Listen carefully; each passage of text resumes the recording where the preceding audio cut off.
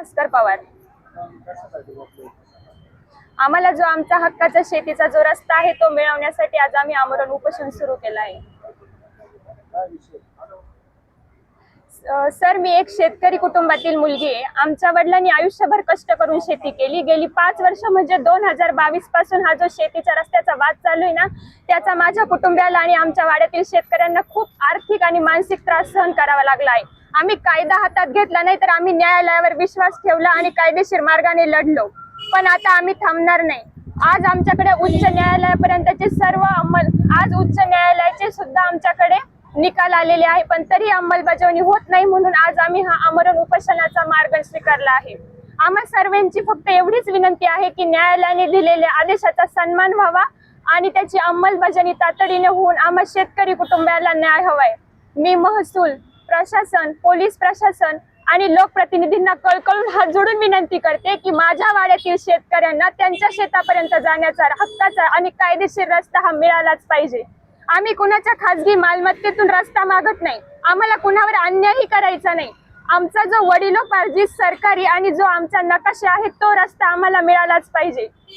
आज इथं जमलेले जे शेतकरी उपोषणाला बसलेत ना, यांच्यापैकी कितीतरी कुटुंबीय अशी आहेत की त्यांची शेती फक्त त्या रस्त्याशी अवलंबून आहे. सांगा ना मग तुम्ही, त्यांनी कसा करायचा उदरनिर्वाह?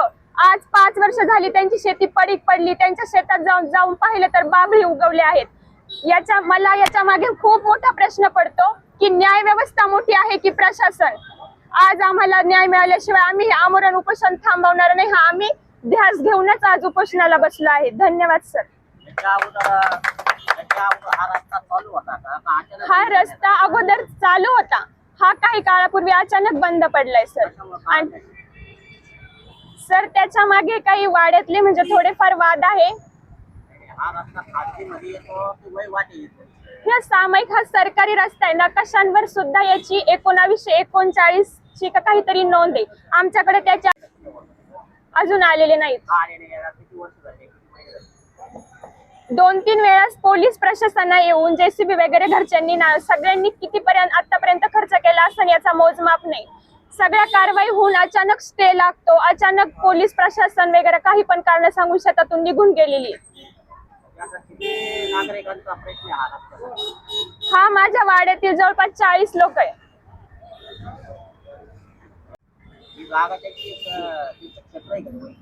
त्यांचं तिथं आसपास जवळ वैयक्तिक क्षेत्र असेल, पण जो रस्ता आहे तो सामायिक आहे आणि तो पूर्वजांच्या काळापासून नकाशावर सुद्धा तो रस्ता आहे.